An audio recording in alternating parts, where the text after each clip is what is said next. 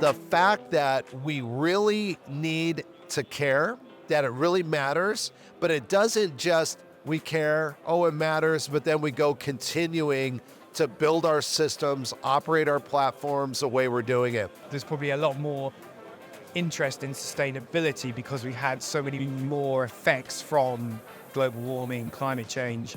And we as a company, we're investing in sustainability, we're investing in how we at least try to help influence our suppliers and our customers through that process. And I think we're seeing that across the board from lots of different vendors and customers. And it just takes that. It takes small little movements throughout the supply chain to start to get the industry much more sustainable. So we've got quite a few going on. We just released a white paper recently on energy consumption of devices running streaming applications. So that white paper basically covered the research that we did on engineering and UX changes at the application level.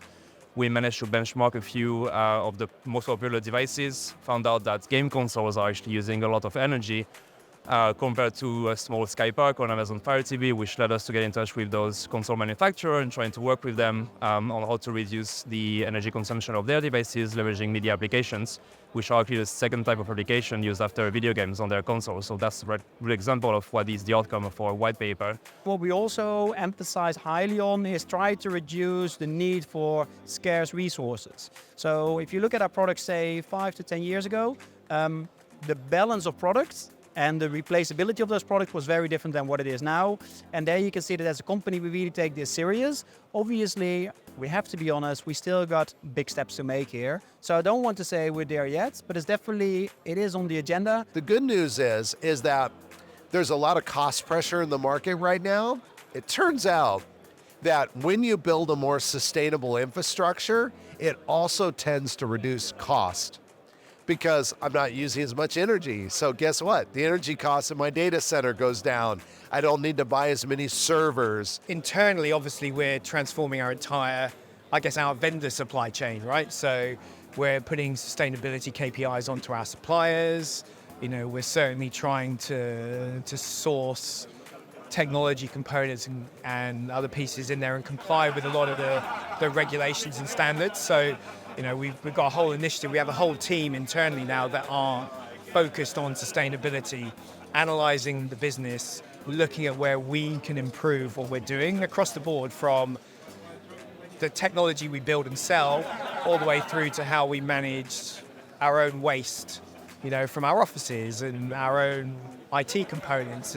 And it really is a holistic change. It's a massive challenge, right? It's probably one of the biggest changes we've seen as a vendor, as a technology company, to try and get our heads around, but our customers demand it as well. LG is really investing a lot in the net zero.